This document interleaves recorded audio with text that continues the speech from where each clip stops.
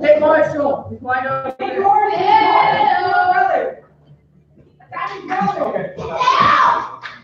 Don't come over here. Have you gone 2 steps yet? Yeah, 2 steps.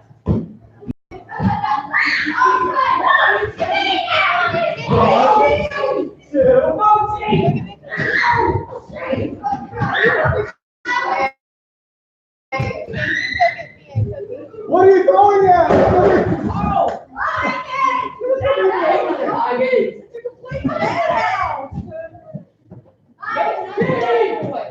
Come on.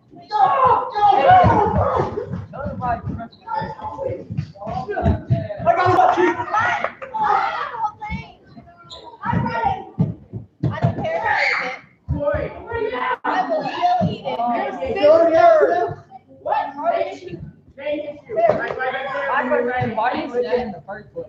I saw it. Maybe it was it Samuel? Maybe Samuel. No. 5, 4.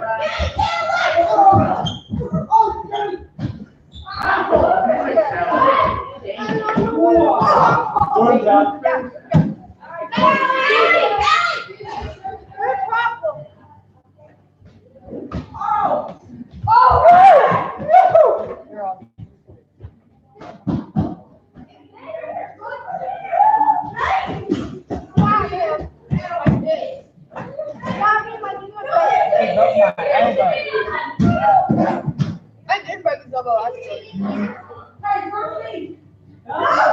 Don't trust Jordan.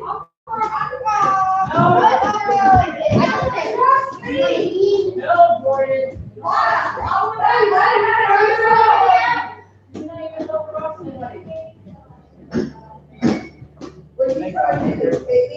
Yes. Yes.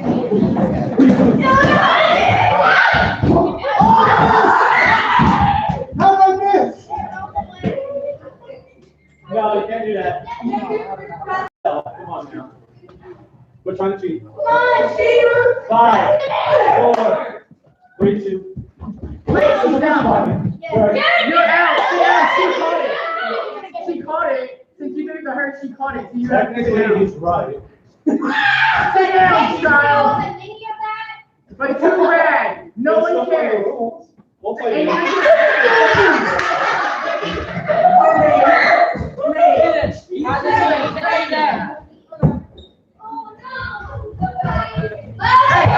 Oh, no way. No way.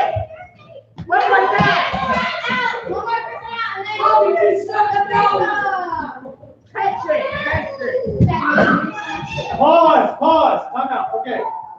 After the next catch, from now on, just to make this go a little bit quicker with 3 people, when there's only 3 people left, you can take 4 steps with the ball instead of 2. After this row, you can now take 4 steps. Make it go quicker. Do 4 steps. 1, Do jump. 2. Your jump stop. Never mind. 4. Yeah. Oh. It's really hard to throw that because you don't know what you're doing.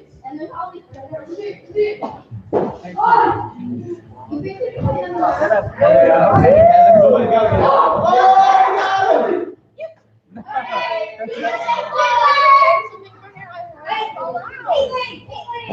Oh, he got it. Four steps. It's only her.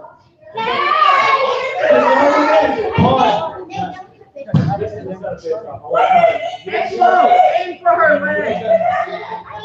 3, 4. Aim for her leg. You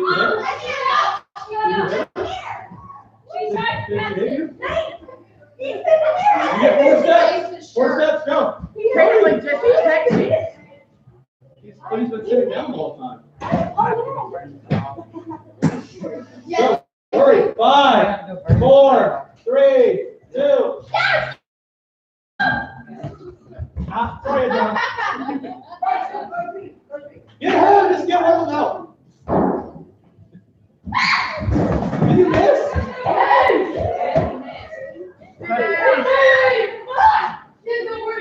Sit 4 down. steps. 1, 2, 3, 4. You can't use it there. Get out.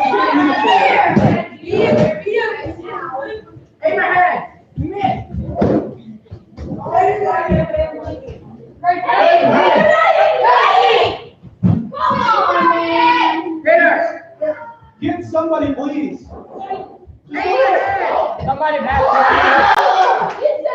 Pass right here. All right, both of y'all. Both of y'all come with me. Give me the ball. All right. I'm gonna hold it. Other blue line. Other blue line. When I say go, turn around and first person to grab it and hit the first. Hey, get behind that blue line. Get behind that blue Go. line. All right. We can do it again. We can do it more. Come on.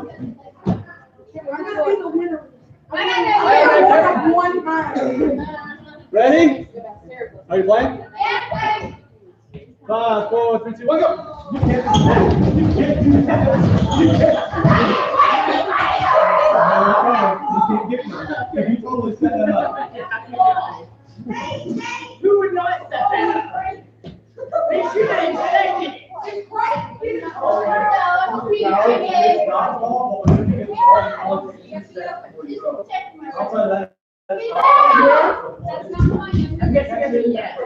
Nice slide though.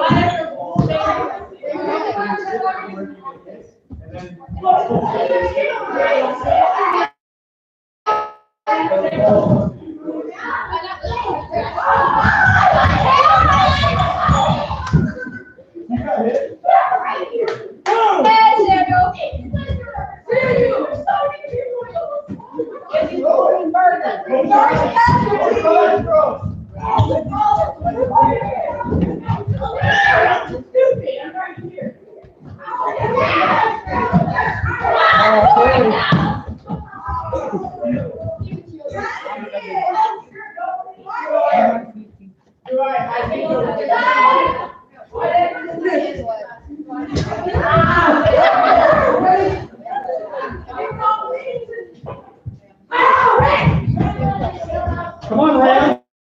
Don't have to grab it. Come on, Ram. Don't have to grab it. I can get it. Wow. Keep going, guys.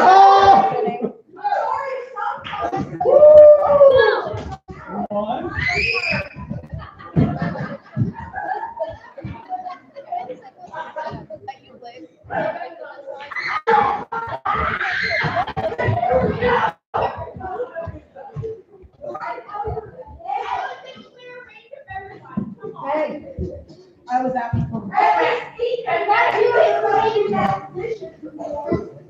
Bring it on.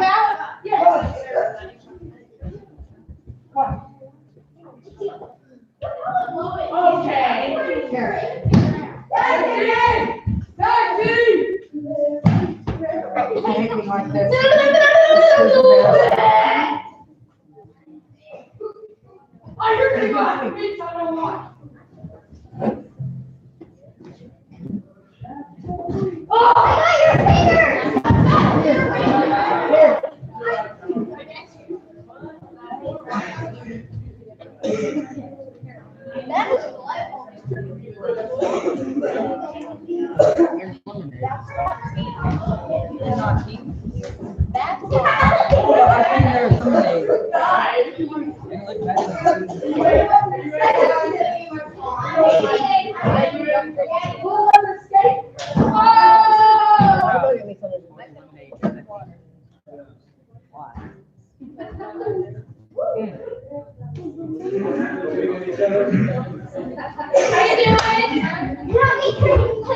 The only one open.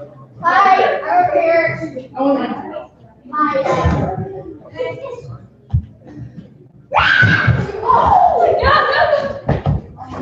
Oh! Back down. Pass it. You watch it all. Keep up with me. Okay, right, here you go.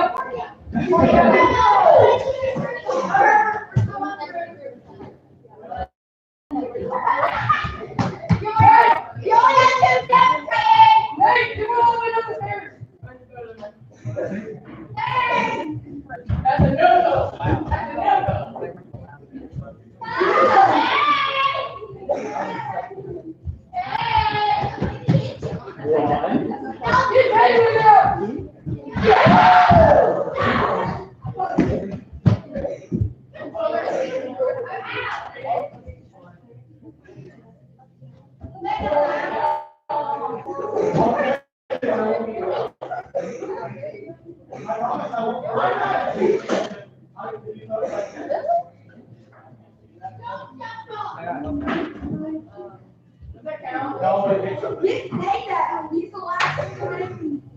Besides person besides you. Creighton's the only one.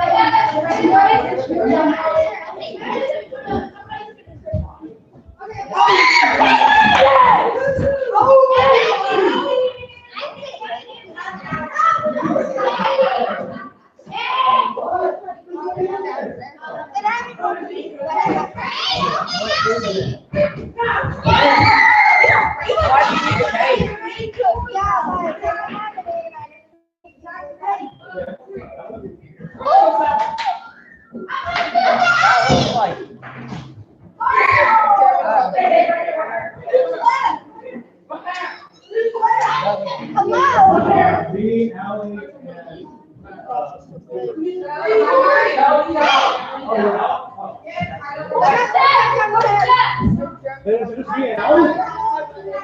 Is it just me and Allie?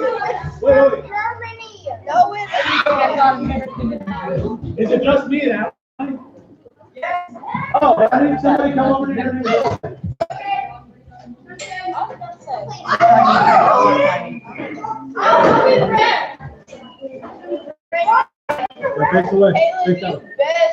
Hope you don't get ran over. How was him? Ready?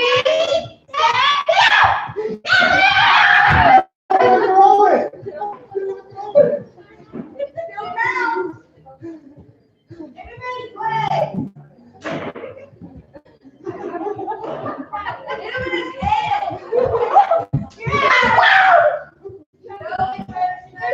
No, it doesn't count. Yeah, I'm out. No, we gotta get started. Everybody come get a seat. Huh? No, what? Let me get water. What's the math? All right, you have 1 minute to go get dessert, get water, and go to the bathroom.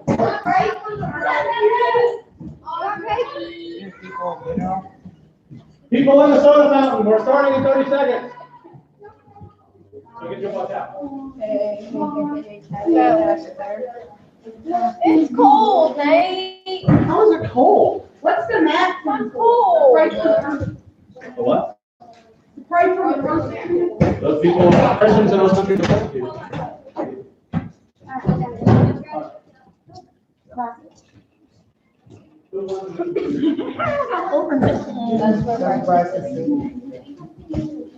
I take I got Boston. Oh, you did? $3 in the shade. So I just spent two of them on this stuff. I'll tell you later. Spill it right now.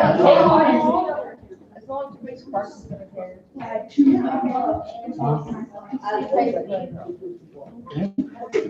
I call you. You have a problem. Colton just comes to. Are your hands warm? No. Are your hands warm? Colton, you wanna sit over here, So, Yes. no, there's a chair right over here. No.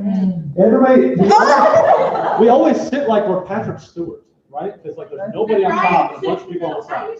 There we go. Now we look like Homer Simpson because we have one little thing. Well, this is my normal. I know that.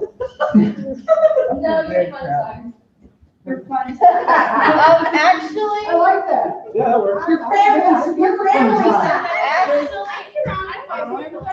What? No, your First of all, family. Actually, no. No, I'm fine. Hello, everybody. You just want to sit. I'm driving.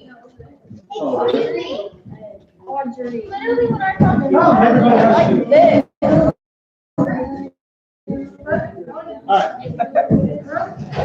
Take one, pass it down. You got it this time. What? This time. I'm very still awkward. It'll be church.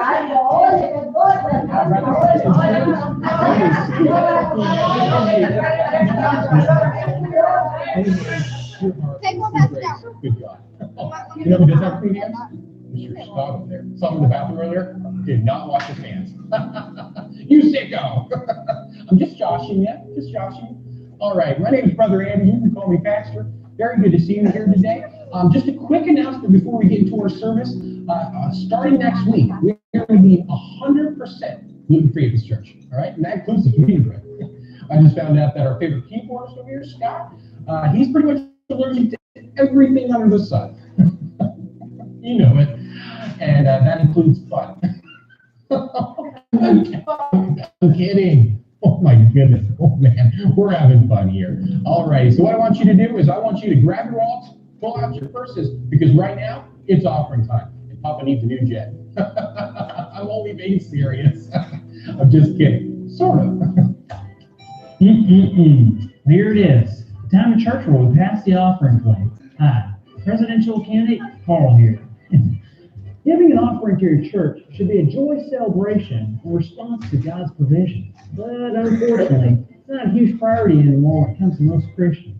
Heck, religious giving is down 50% since 1990. And that ain't right. So my campaign slogan this year is to make Sunday cool again.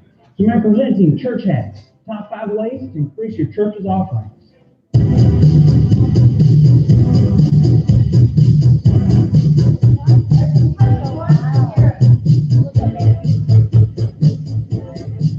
Hack number 1, boom, there it is.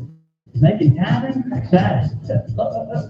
Holy, not Kobe, but holy. Oh, don't try to make my money. What are you gonna do, huh?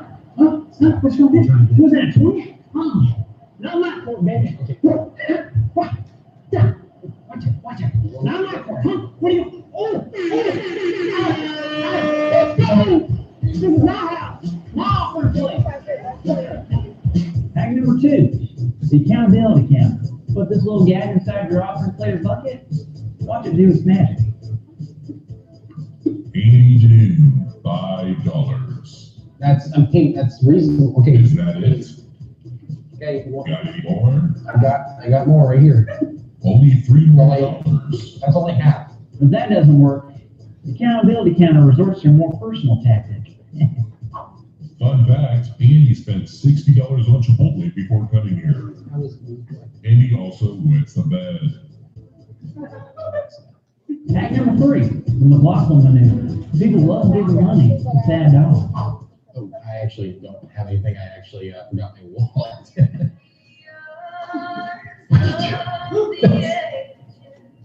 $20.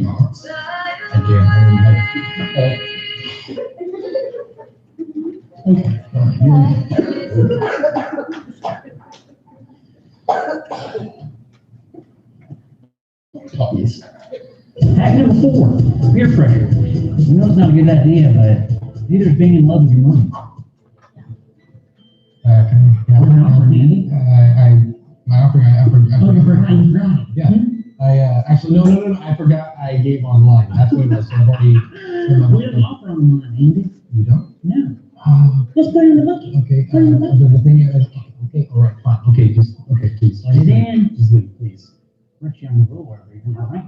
Oh, wow. And last but not least, hack number 5, be forceful. And by that, I mean use force. Can I help? Yeah, typing. Okay, yeah. Sorry. Here it is. Sorry. No, it's actually not. It was like a really rough month with bills and everything like that. So yeah, I'm not. I know that. I mean, I can't. Was that a Jedi thing? That's not Jedi. Is that? Are you? Dark side. Okay. I don't have 10% right now. Number 2. Wait, what's gonna happen?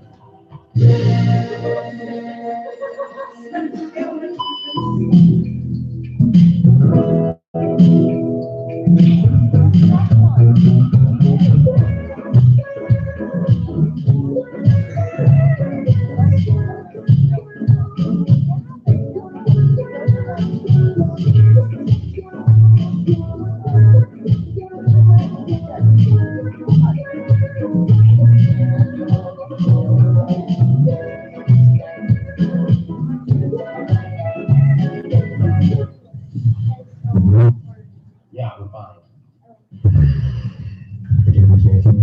Yes, you can take it off.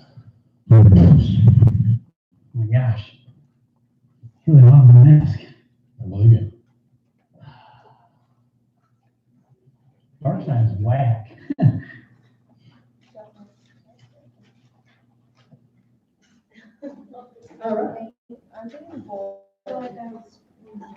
Okay, so I'm not gonna read through all of this to y'all, but I did want to hit the highlights so that y'all understood what's coming up this semester.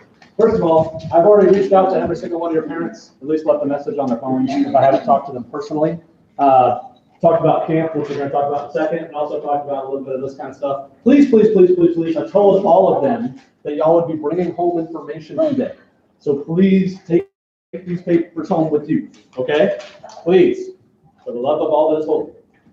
Take these home with you, okay? Everybody repeat after me. I will take the papers home with me. Take the papers home with me. Okay. I won't. Who said that? Who said that? Me. Question. I don't have to. Question. You can say She it. does. Do I not have to? Well, if she is responsible in life, does that mean you don't have to be? Yeah, Brooklyn. So first of all, I've already been responsible. let me walk through the couple of these really quick. Some of these are pretty straightforward, like Wednesday night starts tonight. Hey, look, Wednesday night starts tonight. I won't be here next Wednesday. Isn't that weird?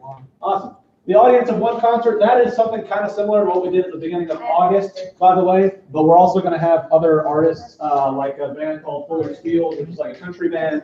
There's going to be a couple hip hop artists there. There's going to be a couple different churches. It's a little bit more all-inclusive and diverse than the thing in August. The annual Uprising Valentine's Dinner and the Uprising Bake Sale and Auction. Those are the two things, remember, that we use to raise money for camp, right? Last year, the Valentine's Day dinner was like a huge success. Everybody was involved with it. It was a lot of fun. All the people that came, they had a lot of fun there. They really didn't expect us to do such a good job, which is awesome. That's kind of not okay. Well, it's not that they have low expectations. They just didn't know what to expect. And we blew people out of the water. And so therefore, now everybody's very much looking forward to this. And so that means we need to take last year and not crank it up to here, but just, crank it up a little. I So we're won't be gonna- here again for that. That's right. Okay. I have to practice. All right. Well, I might be here, but I don't know. All right, well, one off with me on if you're gonna be here for these things or not, because that's still a ways out anyway. I That's shall over a be month away. here. Tabs. Are we still gonna do our praying thing that we do before class starts with all of us? Yeah. We will here in a second, but I just wanted to touch base with all this stuff first. Can I sing Be Our Guest? No, please. Stuff that's related up here, all right? That's not a lot of fun. Same thing with the Uprising Bake Sale and Auction, guys. That's the other place where we raise a lot of money for camp and stuff. Just like last year, I'm encouraging creativity or the tallest or the coolest cake or something like that, where we're gonna have at least 5 to 7 judges that are not me, that are others, like Diane was one of the judges last year. And be creative with it, be fun with it, or just be uber professional, all right? Because we're gonna have at least 5 different categories, and if yours wins one of those categories, you get a gift card or some prize that I haven't bought yet. Cool? Right? And that's not just for y'all, that's if anybody wants to participate. Because I know we have some adults that love bringing who's the one that always gets like a huge amount every year? It's like a pie. Is it a pie or what is it? There's something. Cookies? No. No, it's a no. You know what I'm talking about. There's like somebody's, yeah. But either way, there's a couple famous like desserts that everybody goes gaga over and spends It nearly used to be $1,000. Wendy and Cray's peanut butter pie. Yeah. But Yeah, that might unfortunately, be- they're not here anymore. So then Family Promise Week is where we host a family here in the church. That is the week right before spring break. And then right after that, at the Friday of spring break and the Saturday of spring break, the second one, I'm gonna host a men's night out for all the guys. So all the boys are gonna go camping and we're gonna do something fun with it. I'm not exactly sure where yet. I'm not exactly sure what that's gonna entail, but it's gonna be for guys only. Now, you girls are probably wondering like, well, that's not fair. Where's my stuff? Nope. Well, that's where my wife comes in. Because she's working with some of the other girls and planning a girls' night, but because she's starting her nursing job sometime in February, she doesn't know what her schedule is, and so she can't write it down yet where that's gonna be. But the girls are gonna do some kind of an event somewhere in the spring as well, right? Yes, and I gotta get with Diane on Saturday too. Okay. But either way, girls, your thing is coming, but because I already know my schedule and I know what I'm doing with my life, I can go ahead and put that on there, right? So that's coming up at the end of spring break. And then we have a concert where we're hosting a band here downstairs in the sanctuary. That's gonna be fun. April, we have our Passover celebration, then we have Easter, and then we have the Great Cascarones egg fight, which if y'all remember last year, we got a bunch of confetti eggs and we threw confetti eggs at each other out there. I promise you this year, it is gonna be 5 times bigger, literally. Literally. I'm gonna buy 5 times more eggs than we had last year. How much did you buy last year? We had about 200 eggs last year. My brother is gonna throw all his eggs at me. All over me. This is gonna be a big fun day. That day. Huh? If you want to bring your own confetti eggs, sure, but I'm gonna provide quite a bit. So. Anyway, and wrapping up everything, National Day of Prayer is May. We're gonna host the Uprising end of year school pool party, most likely at our house. If not at our house, I'll probably rent out Waterloo and do it there, one of the two. But that's right after school ends. School ends on the 21st. This is the Friday, the 22nd, right after school ends. And then World Changers Camp, which, if you would take one of these and pass it around. Instead of doing Yes. As you remember what we talked about last year after youth camp, we were not going to do a youth camp again. What I mean is we're not going to generate, we're not doing something with Flying 360. They're cool. I have nothing against them personally. I think they do a great job. But a lot of us that came to camp last year, it felt kind of lackluster. What I mean is it felt like most of y'all were kind of over it.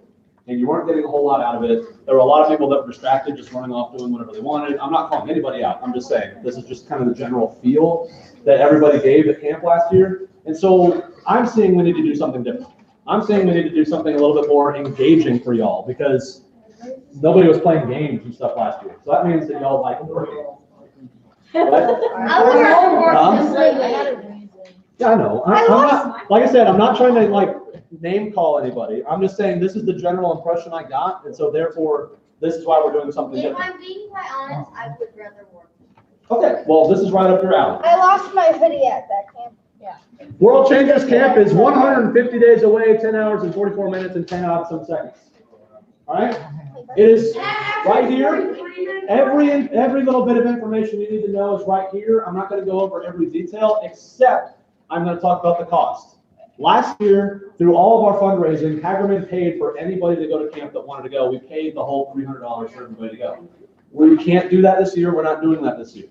But I'm going to meet you halfway. Because if you notice, we're doing those 2 fundraising events. And if you participate in one of those, you get $75 towards your total too. And if you participate in both, guess what? You get $275. So you get $150 going towards your camp.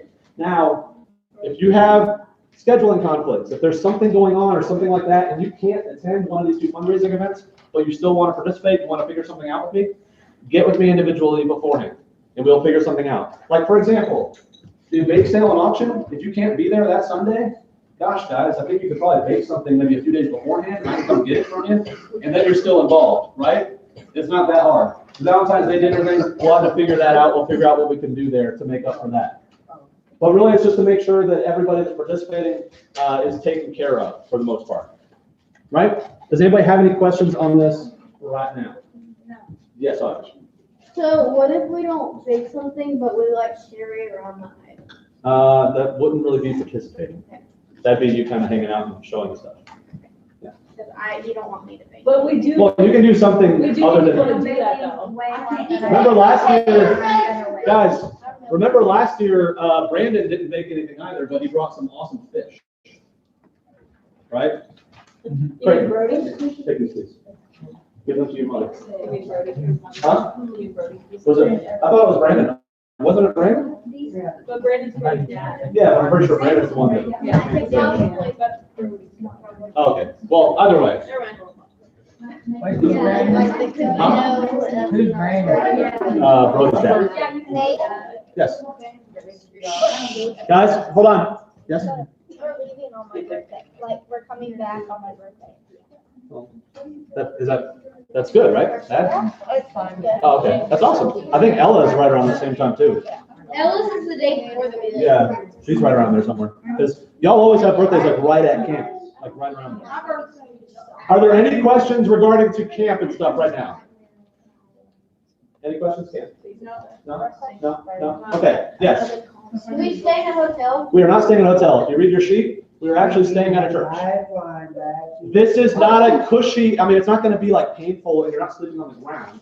But this is not cushy, everybody gets their own bedroom and their bathroom and everything like that. We are going to do work. We are going to help people. We're going to serve. And so it's gonna be like coming up to Hagerman and probably sleeping here. Kind of thing, right?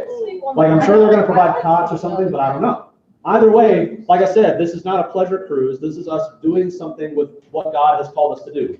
The whole reason we have these shirts, right? The whole reason that our whole mantra was Matthew 28:19, right? To go out, therefore, and make disciples of all the nations, baptizing them in the name of the Father, and the Son, and the Holy Spirit, right? Huh? Well, obviously, it'll still be fun. Yeah. The other cool thing about this is there's two different tracks. Hold on. There are two different tracks. So you can either do construction stuff, so you can work with your hands, you can build and paint things, or you can do interpersonal stuff, meaning like if you want to hang out with kids and coach a VBS, or if you want to play sports with kids and stuff like that, whatever that local church wants you to do, there's two different sides. So yeah, so it's not just like, oh, you have to go and you have to build things. No, if you don't want to build things, you can go play with kids. If you don't want to play with kids, you go build stuff. So there's two different sides you can choose from. I'm going to start here and go this way. So. Hold on, Jordan. Will the food be provided? Yes, food is provided. Hagerman's taking care of all the food. And what are we I don't know for certain yet. I don't know if you have to pick it for the whole week or if you get to pick daily. I don't know that yet. How? Like whenever we go to the church to stay there, we feel like rooms. Yeah. I've heard in the past, well, yeah, they'll separate girls and boys, but I don't know exactly what the rooming situation is. I'm not sure if it's like a classroom like that or if it's an open space like this. I don't know. Will it be a nice church? Probably. They've been going there for like the past 10 to 15 years. So that they're used to doing this, so it must be okay. Trista, do you have your hand up? No. That's. So what time do you want us to arrive at the church if we're leaving at 6:30? Well, before 6:30, duh. I mean, not to be rude or anything, but that. My comments If your parents want to go, can they drive you there? They can, but I would rather us all ride together. By the way, if your parents want to go, they absolutely are welcome to. Do they have? Because your parents are already coming. And so is yours. a big van. So we can take a whole bunch of luggage and all of You're welcome. Right.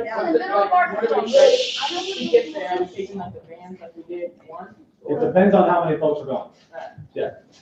We will rent vans if we need to. I've already got that worked into the budget and we're all good there. But Those vans were uncomfortable. it's only 5 hours to Little Rock, by the way. It's not that far. Hey, compared to 13.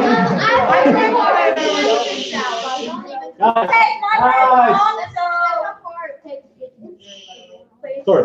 Okay, so what happens when everybody doesn't want to do construction? Then we all do the community side. We're not committed to either one. And We're not the only church that's going to be there. so, are we allowed to bring like their mattresses and stuff? Yes, but like I said, I don't know what our sleeping arrangements are. They might already have cots, and then you won't have to. But you'll find out, right? But I'll find out. I won't know all the little details until the end of this month, because the end of this month is when we get assigned a coordinator. It's not a coordinator for this job yet. Okay. Anybody else before I move on? Hold your peace. Okay. I had a question. Oh. Okay. Shh. Moving on, guys. All right. If you notice, I sent you a text message earlier today. Did everybody get that text message? By the way? Who didn't get the text message? 1 minute. I got it. See me later if you did not get a text message. But if everybody will look up in that corner right there. I got the text message. Does everybody look up in that corner right there? Yeah, I see it. Up there? Hi, Everybody say hi because you're being filmed right now. Hi, Shelby. Yeah, From now on, guys, every Wednesday night and every Sunday morning, just in case you'll miss it, just in case we have somebody that might want to visit, but is too shy, they don't want to show up and actually say hi, they want to look at us creepily on a computer first or something like that. Either way, or just because it's fun and I like doing technological stuff. We are broadcasting now live to YouTube Live. So if you search for the Uprising Hagerman Baptist Church or whatever, you'll find this and you'll be able to click on it. You'll be able to subscribe to your YouTube channel, to Hagerman's page. Sometimes I'll upload random videos. Sometimes it'll just be us. See, this is the video I sent y'all earlier. The quality of it it will get better because we are improving our internet over the next couple weeks, and then the quality will get better. 5 subscribers. Well, yeah. I I just made it. I subscribe. That and how many people, like, there's like 30 something here. I'm not anticipating it to be a lot. I tried to like, look at the videos, but like, if it's taking So can we watch it? Huh? No. No, that's a screenshot. That's not actually it. Oh, okay.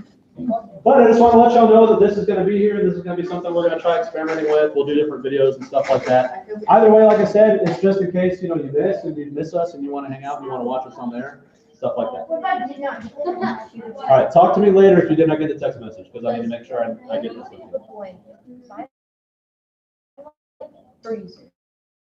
There is a blanket in, if you be very quiet, go into the sound booth, there's one in there. I'm watching it. Don't watch it right now. Look, it's Taylor Swift. No, it's Jonathan Swift. Oh my God. Hey, I've got to watch someday. check that YouTube channel. Huh? Check that YouTube channel. Okay, well, I'll check it in. You can't really see like. Hey, it's long. Huh? Well, Why? so Oh, we must want if you don't want to be on. the red key. The red Brooklyn. I'm not fun. Okay. Those of y'all who were here on Sunday morning, which was like 4 of y'all, know that what we're talking about now is we're going to talk about a series called Seeing the Invisible. And it's based off of this quote by this guy named Jonathan Swift. The funny thing about Jonathan Swift is he was a satirist. If you don't know what a satirist is, he was essentially a stand-up comedian in the 1700s. Because what satirists did, they wrote satire or stuff that makes fun of real life, right? So he was a stand-up comedian about 200 years ago. But sometimes, just like, Robert Williams had a lot of good, smart things to say sometimes they say really cool stuff. And so Jonathan Swift said at one point in time, vision is the art of seeing what is invisible to others. And so that's what we're going to build upon when we're talking about seeing the invisible. And what I mean by that, what I mean by that is we have to change the way that we see the world. Guys, how easy is it to see God right now? Impossible. Well, it's not impossible. But how hard, compared to me looking at y'all, I can look around and I can see y'all right now. I can't look around and physically see God right now. That's hard. It's hard to keep that in the forefront that we are spiritual beings, right? Because all the time I'm worrying about like, oh, I didn't get enough sleep last night and I'm really tired. So my body is physically tired, right? I'll take it away. Sister, I'll take it away. And so we're going to talk about different ways. We're going to break down over the next month different ways that we can see God without actually seeing him with our eyes. Because that's the challenge. That's what we have to realize. We have to elevate, we have to see things differently if we're going to have a spiritual life. Right? If I just pray and think that all I'm saying is words and talking to myself, well, gosh, I'm missing the whole point. Right? If I'm reading the Bible and thinking that I'm just reading some old book, I'm missing the whole point. I'm not seeing what other people are seeing. So we're going to break that down. But first of all, I have a quick question for you. Does anybody know who Jiminy Cricket is? Yes. Anybody under the age of 20 know who Jiminy Cricket is? Yes. Yes. Oh, good. More people than I thought. Okay. Is he from Pinocchio? He is from Pinocchio. Yes. What was his job? Pinocchio. Raise your hand. He used to be Pinocchio's conscience. Yes. Jiminy Cricket was Pinocchio's conscience. Does everybody know what a conscience is? Raise your hand. Wait, I'm going to practice this, but can I get some water to keep calm? If y'all can go to the bathroom or something, you don't mind. Sure. It's your little voice in your head telling you to do stuff. Okay. What do you mean by telling you to do stuff? Like advising you, like making you have the right. Making the right decisions. Yes. Not all the time. Sometimes it's a bad decision. Yeah, it's not always right, but it's a barometer that helps us, a measuring stick, right? That helps us understand the difference between right and wrong, right? So I have a question then. So why does it hurt when we do something wrong or feel good when we do something right? It feels good. Audrey. We feel guilt when we do something wrong, and when we do something right, we feel. Wait, why? Because we know that we did it, because we know that we did something that was going to help out somebody else or something good. We knew we did something good, and we knew that we should be rewarded for that. Well, how do you know that? I don't know how to answer that. Alex? Because that's how people like. Because we have a conscience. This is circular. I see where it's going around. And they tell us when, they tell us oh my gosh. He put you on the spot like this. Because it's their reaction. Okay, so the only reason that you feel good or bad about something is because somebody reacts to something you do. Yeah. Like you don't have any internal feeling of it. Like if you pet a dog, that doesn't make you feel warm and fuzzy. Or if you kick a dog and it whimpers, that doesn't make you feel bad. Okay, that's what I'm getting at. What I'm getting at is those feelings and where do they come from? Why do I feel? Okay, we're going in a circle because I'm just saying, why do you feel? Because we have a conscience. Why do you have a conscience? Because we feel. Right? Hold on. We're gonna get there. We're gonna get there together. First of all, I'm gonna define morality. Just because I want to make sure that y'all understand when I say morals or I say morality, like if I say a story has a moral to it, this is what I'm referring to. Okay? Morality is the absolute definition of what is universally accepted to be right or wrong. That is not Webster, that's me. That's what I say morality is, for sake of argument, for what we're talking about right now. Now, this is something that people talk about all the time, because guess what? Nobody really actually knows why we feel like that. Nobody is completely for certain why we have morals in the first place. Why is it wrong to kill somebody? We can't really define that anymore. People talk about and try to nail it down all the time, why something is right and why something is wrong. And the world has a few different things to say about it. I've narrowed it down to 3-ish. Some people say morals come from people reacting to those around us, kind of like what Allie said. So if I do something nice to Brian and Brian smiles at me, that makes me feel good, right? But if I do something wrong to Brian and he snarls at me, that makes me feel bad. The problem is, that's not always the case. That is a very learned behavior. If you notice babies and stuff like that, I can treat a baby unfairly. Like I could say both Leo and Brian are 3 years old, and I give Brian a lollipop, and I don't give one to Leo. All of a sudden, he realizes innately that, oh, I want that too. That hurts my feelings. He realizes that something was unfair there, and now Leo is crying and Brian is laughing at him. Right? So it's not always this. It's not always just me reacting to the other things around me, because that's deeper. It's deeper than that. It's not a learned behavior. Number 2, morals come from what is best for society. Well, we can't just go around killing people, because then society would break down and the human race would be extinct, and there'd be like one person left who's like the strongest person in the world. And then the whole human race dies out. Well, okay. Captain America. That's a great argument, and on paper, just like communism, on paper it looks great. But in reality, it doesn't work that way, right? Because how many of us really don't do something because, oh, well, that just wouldn't be good for society. I shouldn't steal because then that person can't sell his product and make money, and then he can't provide food for his family, and then his family starves and dies. Nobody thinks that way. It goes to that process when they're thinking about stealing something. Yeah, it looks good on paper, like it makes sense, like, well, yeah, society would break down. But that doesn't affect my heart. I'm sorry, but I don't feel that way. Whenever I do something wrong, I feel bad personally because of what I feel, not because of what I've done to somebody else necessarily. And lastly, morals come from the idea of harm versus benefit. Well, I'm going to be good because if I'm good, I get rewarded.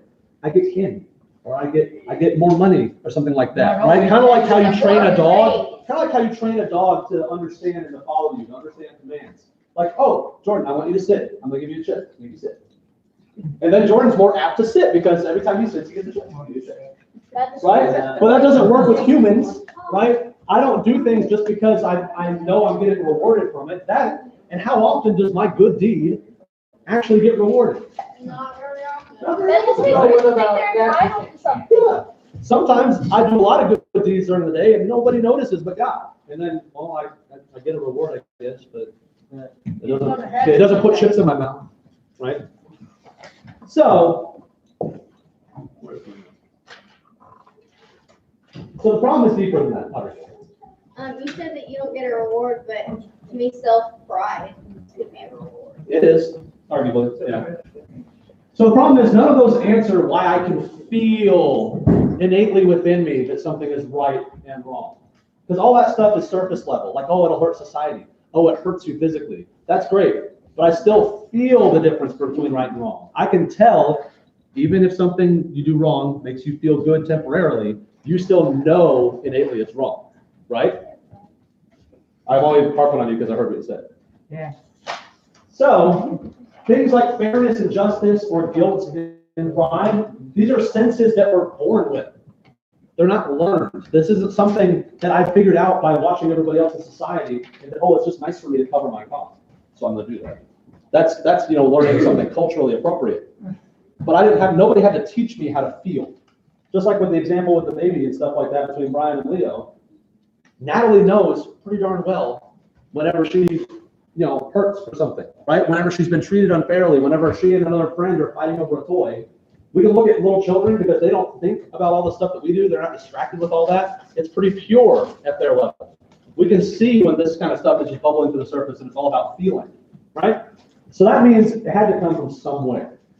Somehow, we either, according to those people we talked about earlier, magically evolved the ability to feel. Huh?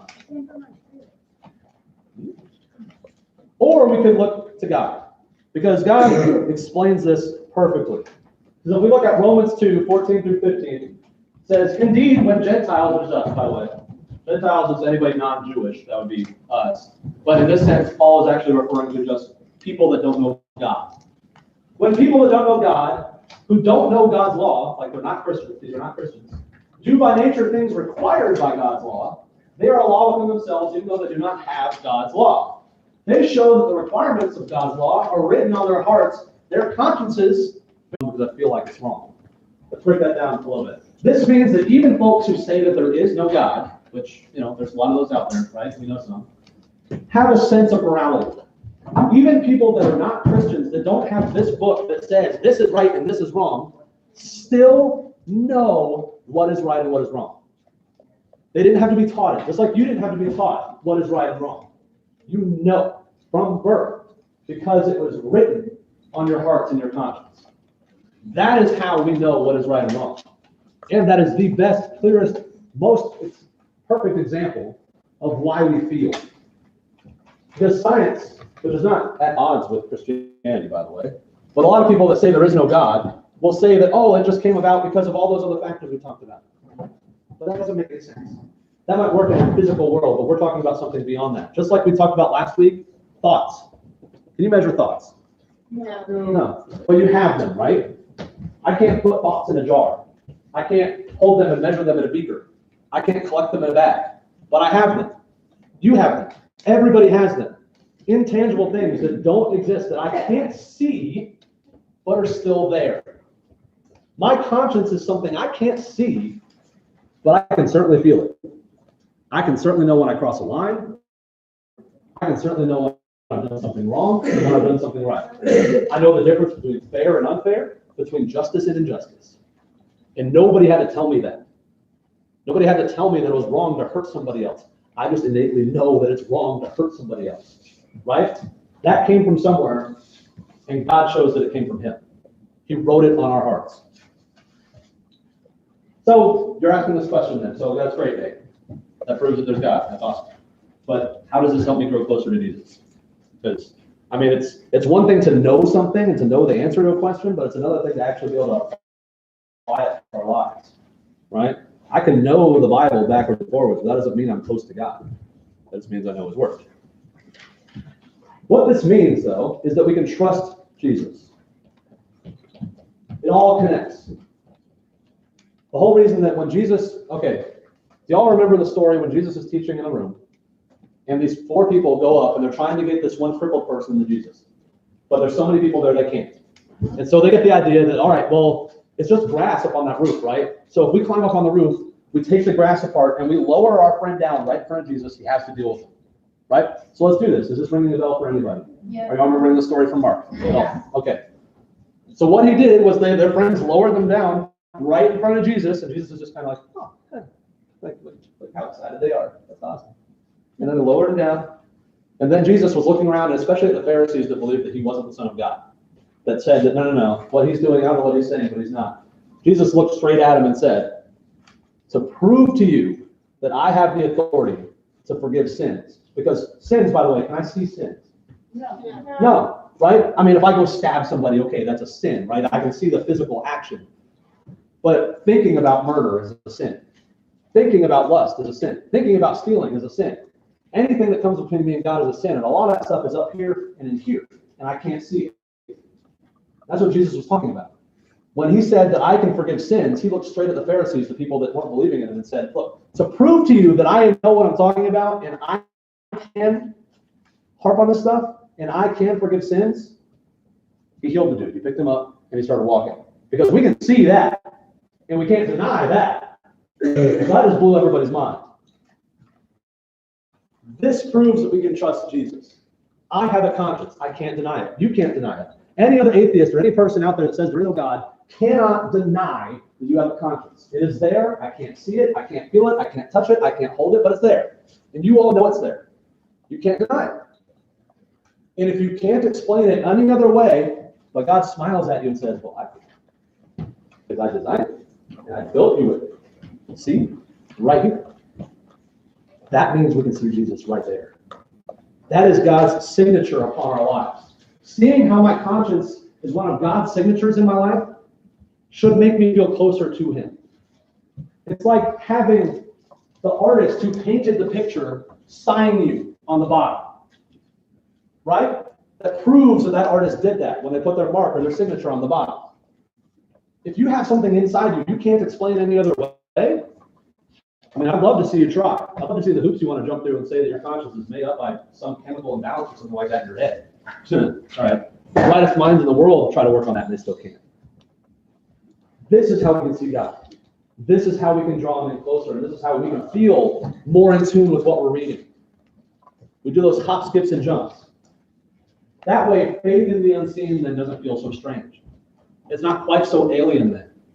I can understand that I have a conscience and I can understand that it's there, but I can't explain it fully.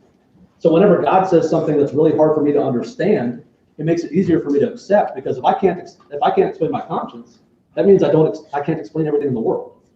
And if I can't explain everything in the world, maybe I should start looking to somewhere and trusting somewhere that can. Because it's not blind faith. Never, ever, ever, ever, ever is anything you have blind faith. God always gives us plenty of reason to be trusted, and it's tangible, meaning you can hold it in your hand, like your conscience. Are there any questions before we split up into small groups? Yes, Dan? Are we going to do the praying thing? Yes. But let's do that right after small group, okay? Any other questions? No. All right. So 6th and 7th grade upstairs, please. And 8th through everything else down here.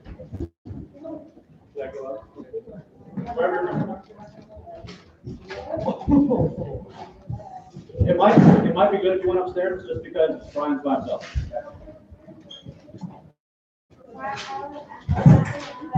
Bill, do I have to move? No, I don't know what it is, but I don't know.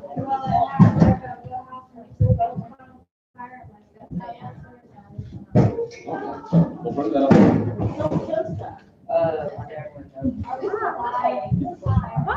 Nate, are you gonna turn off the light for the small group? Yeah, I'll turn it off. Okay, this one. No, we want everyone to hear what you're saying. Start having time.